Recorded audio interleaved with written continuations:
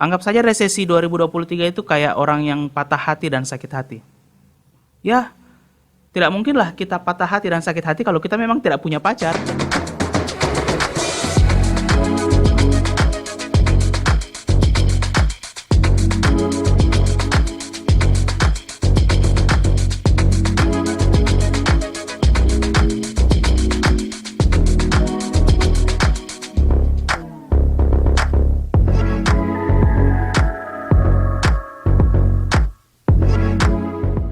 Oke, selamat berjumpa lagi di channel saya, Memori Baik. Hari ini ya kita akan membahas tentang sebuah topik yang bukan agak sih, lumayan booming, bahkan mungkin booming sekali beberapa waktu yang lalu tentang resesi di 2023. Istilah seramnya tuh ekonomi gelap di 2023. So, kita akan mendiskusikan tentang hal tersebut. Perlu diingat ya, saya bukan seorang ekonom, saya bukan anak ekonomi, saya bukan seorang ahli ekonomi.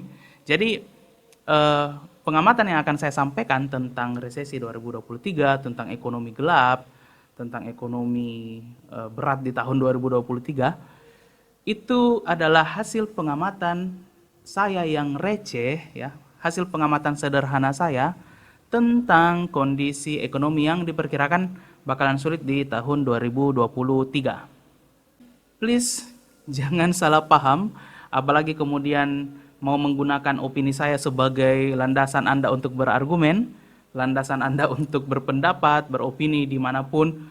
Please jangan jadikan pendapat saya itu sebagai acuan utama teman-teman sekalian untuk berpendapat. Please, I'm not the expert, bukan ya ahli ekonomi gitu. So, teman-teman, mari kita membahas tentang resesi 2023. Oke, jadi resesi itu apa? Ini nih yang ribet bahasa ekonominya. Resesi itu adalah pelambatan dari pendapatan domestik bruto kita, atau biasanya disebut PDB, yang kita tahu sebelumnya bahwa PDB itu adalah gabungan antara konsumsi, investasi, belanja pemerintah, ditambah ekspor, kemudian dikurang impor. Kurang lebih bahasanya seperti itulah. Teman-teman bisa mencari sendiri di Google, kemudian membetulkan, siapa tahu saya salah, ya. Tapi kalau kita mau membuatnya lebih simpel, ada aktivitas, ada perlambatan dari ekonomi kita yang kemudian itu terjadi secara 2 tahun berturut-turut. Jadi yang menjadi syarat agar dikatakan bahwa kita sudah masuk ke dalam masa resesi adalah ada perlambatan ekonomi yang terjadi secara 2 tahun berturut-turut. Jadi simpelnya kayak gini loh, kayak misalnya tahun ini misalnya kita rutin nongkrong sama teman-teman misalnya di Pizza Hut, lalu kemudian tahun selanjutnya kita ternyata cuman bisa nongkrong di warung bakso pinggir jalan, lalu kemudian di tahun selanjutnya bahkan untuk membeli nasi kuning 5.000 saja itu sudah sulit. Berarti kita sedang masuk dalam masa resesi. Kurang lebih seperti itulah pandangan saya tentang resesi. Nah, simpelnya sebenarnya kita tidak perlu berpikir jauh-jauh ke 2023 bahwa resesi itu bagaimana, ekonomi gelap itu bagaimana. No, kita pernah mengalaminya di tahun 2020. Masih ingat saat awal-awal terjadi COVID di pertengahan tahun 2020? Nah, itu resesi loh. Itu resesi. Kita bisa melihat banyak kemudian teman-teman kita yang akhirnya kesulitan mendapatkan pekerjaan, ada yang di PHK, ada yang pemasukannya berkurang karena aktivitas ekonomi betul-betul down saat itu. Itu resesi. Jadi nggak perlu berpikir jauh ke 2023. Ya nyatanya kita sudah pernah mengalami itu di tahun 2020. Lalu siapa sih yang semestinya khawatir dengan resesi 2023? Siapa sih yang mestinya takut dengan ekonomi gelap di 2023? Saya sih berpikir masyarakat Eropa jauh lebih khawatir dengan hal itu. Karena kenapa? Mari saya bercerita singkat tentang satu hal. Ya alhamdulillah saya pernah tinggal selama setahun di Amerika. Dan saya pernah menjalani musim dingin. Dan itu sangat berat. Itu sangat berat. Saya pernah mencoba berjalan-jalan keluar dari apartemen saya. Itu di suhu -11 ya kalau tidak salah. Saya lupa memakai sarung tangan. Saya baru berjalan sekitar 5 menit, 10 menitan, tangan saya sudah mulai ngilu. dan hidung saya mulai sedikit sakit saat menghirup napas. Itu yang saya alami saat musim dingin. Nah, bahkan pernah suatu ketika saya berjalan-jalan dengan teman di sebuah taman, itu di malam hari, dan kita tidak sampai, meskipun sudah memakai jaket yang tebal, bajunya itu kayaknya kalau tidak salah sudah 3 sampai 4 lapis, dan kami cuma tahan berjalan sekitar 15 sampai 30 menitan ya. Setelah itu kemudian kita kabur, kita masuk di Giant saat itu. Lalu kita mencari pencuci tangan. Ada itu kan pencuci tangan yang pakai hawa panas. Ya, orang cuci tangan pakai itu, kita ke bawah mesin itu untuk menghangatkan badan. Asli dingin sekali. Teman-teman mungkin perlu tahu bahwa salju dan musim dingin itu hanya indah di televisi, hanya indah di film-film. Aslinya sangat menyiksa teman-teman sekalian. Nah, lalu apa hubungannya misalnya musim dingin ini misalnya dengan resesi 2023? Teman-teman perlu ketahui bahwa kalau di negara kita, di Indonesia misalnya, kita punya AC kan? AC itu untuk menyejukkan, untuk mendinginkan ruangan kita. Tapi kalau di negara-negara Eropa, di negara-negara Amerika misalnya, AC-nya itu bisa menjadi dua fungsi. Pada saat musim panas, dia menjadi AC seperti AC kita di rumah.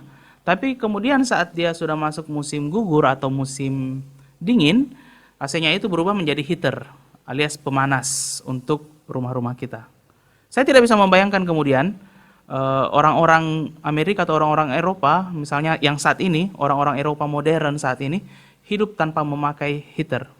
Saya bahkan melihat beberapa postingan teman-teman saya dari Indonesia yang sedang melanjutkan pendidikannya di Eropa misalnya, di Amerika juga. Mereka selalu tidur di dekat heater, di dekat pemanas, karena memang bahkan kemudian di dalam rumah pun dinginnya itu masih menusuk. Jadi heater, pemanas untuk orang-orang Eropa modern saat ini di musim dingin itu sangat vital sekali untuk kehidupan mereka. Nah, lalu apa hubungannya lagi antara heater, pemanas ruangan misalnya dengan resesi 2023?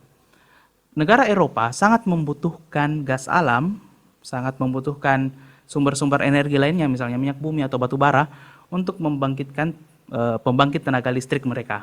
Nah, saat kemudian terjadi resesi dan daya beli menurun, ditambah lagi misalnya dengan konflik antara Rusia dan Ukraina, maka pasokan energi ini kan akhirnya jadi kacau. Dan bisa dibayangkan kemudian kalau kemudian pasokan energinya kacau, lalu bagaimana dengan pembangkit listrik mereka di tahun depan? Itu yang kemudian mereka pikirkan. Itu salah satunya, masih banyak faktor-faktor lain. Itulah yang kemudian menjadi pemikiran mereka bahwa resesi 2023 bagi orang-orang Eropa itu sangat riskan dan sangat berbahaya buat mereka. Tapi buat kita misalnya, orang-orang Indonesia, ya kita negara tropis. Kita tidak punya musim dingin, kita tidak punya salju. Suhu paling dingin ya paling kalau kita naik ke puncak. Tapi aslinya ya kita negara tropis. Jadi kita tidak terlalu memusingkan mungkin tentang hal itu. Nah, selain listrik misalnya, coba kita ngomong tentang gandum misalnya, ya. Gandum itu adalah makanan pokok orang-orang Eropa dan orang-orang Amerika. Tapi kita coba fokus ke Eropa. Gandum itu makanan pokok mereka. Bukan beras seperti kita ya. Nah, kemudian kalau kita bisa melihat di beberapa berita, negara-negara yang berkonflik misalnya seperti Rusia dan Ukraina adalah penghasil gandum yang besar. Dan kemudian jalur distribusi mereka juga hancur-hancuran kan gara-gara perang. Ini belum lagi perlambatan ekonomi yang lain, konflik-konflik yang lain, yang akan membuat pasokan gandum itu akan semakin berantakan atau semakin tidak lancar. Mungkin seperti itu. Jadi bisa kita bayangkan akan terjadi kekurangan supply bagi mereka yang membutuhkan gandum. Nah, kita tidak pusing-pusing amat karena kita makannya beras. Ya kecuali kalau kita sudah seperti orang Eropa yang makannya roti gandum, ya mungkin kita bakalan merasakan resesi di 2023 itu. Tapi kalau makannya masih beras, ya that's okay. Jadi, kalau isi dapur dan kulkas kita isinya masih beras, isinya masih sayur-sayuran dari Indonesia, isinya juga masih berasal dari negara kita, bahkan dari kabupaten atau mungkin dari pekarangan dan kebun kita sendiri, sepertinya memang resesi 2023 tidak akan terlalu berpengaruh pada urusan dapur kita. Nah, beda lagi misalnya kalau kemudian isi dapur kita isinya roti gandum. Tidak ada beras, isinya roti gandum. Nanti garamnya baru mau enak turun di leher kalau misalnya pakai Himalayan salt. Garam Himalaya gitu, bukan garam Jeneponto. Jadi kita selama kemudian isi dapur kita bukan gandum, bukan Himalayan salt, makannya masih misalnya masih ikan kering, masih ikan ombang, masih ikan tuin-tuing misalnya, that's okay. Beda kalau kita makannya misalnya harus kepiting Alaska yang besar itu kan, ya susah, kita juga bakalan kena resesi. Tapi kalau kemudian isi dapur kita masih lokal semua, masih datang dari nelayan kita sendiri, masih datang dari pekarangan dan kebun-kebun kita sendiri, that's totally okay. Jadi kalau kita ngomong tentang resesi global di 2023, apakah itu akan berpengaruh di Indonesia? Dari berbagai rilis yang saya baca, itu masih akan berpengaruh kepada kita, cuman angkanya masih di sekitaran 3%. Bahkan India saja, saya di beberapa info yang saya baca itu 0%. Logikanya adalah, bagaimana mungkin kita bisa terkena dampak dari resesi global di 2023, sementara aktivitas konsumsi, aktivitas dapur, dan perdagangan kita itu masih bersifat lokal. Jadi yang akan terpengaruh adalah mereka yang kemudian sudah engage, udah terlibat begitu jauh dengan perdagangan global. Negara-negara yang bergantung hampir sepenuhnya urusan dapur mereka itu adalah hasil impor dari berbagai negara. Beda dengan kita. Kita tidak terlalu terlibat jauh dalam perdagangan global untuk urusan dapur misalnya. Jadi insya Allah sih kita masih aman-aman saja. Logika lebih simpelnya adalah seperti kita yang misalnya anggap saja resesi 2023 itu kayak orang yang patah hati dan sakit hati. Ya, tidak mungkinlah kita patah hati dan sakit hati kalau kita memang tidak punya pacar. Ya seperti itu. Negara-negara Eropa adalah orang-orang misalnya yang punya pacar dan mereka berpotensi untuk mengalami sakit hati. Mereka berpotensi mengalami patah hati. Kita orang-orang Indonesia adalah orang-orang yang misalnya tidak punya pacar. So, kita tidak punya potensi untuk mengalami sakit hati karena urusan hati. Lagi pula kalau kita mau fair ya, kalau kita mau adil dan sedikit objektif dalam berpikir, sebenarnya sih hampir sebagian besar kita, atau mungkin saya pribadi, kita semua sih sudah hidup dalam resesi sih, sejak berpuluh-puluh tahun yang lalu. Gaji masih seadanya, gaji masih dipakai gali lubang tutup lubang, yang udah jadi pegawai SK-nya disekolahin di bank, yang mau nagih utang masih sering bersilaturahmi ke rumah, makan masih sering kasbon misalnya, makan juga masih sering minta ditraktir.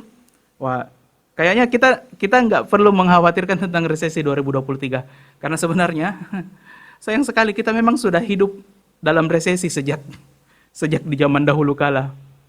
Kurang lebih seperti itu. So, itu teman-teman pembahasan saya tentang resesi 2023, tentang ekonomi gelap. Seperti yang disclaimer yang saya bilang tadi ya, please jangan jadikan pendapat saya sebagai argumen yang akan Anda gunakan untuk mendebat orang lain. No, ini hanya pendapat pribadi saya, pendapat receh. So, please, ini cuman bagian dari usaha saya untuk sharing dengan teman-teman. Teman-teman silakan ambil yang baik, kalau ada yang salah tolong ingatkan saya, kalau ada yang buruk tolong ingatkan saya. Saya hanya belajar, saya hanya mau sharing dengan teman-teman sekalian. So, sampai jumpa di konten selanjutnya. See you!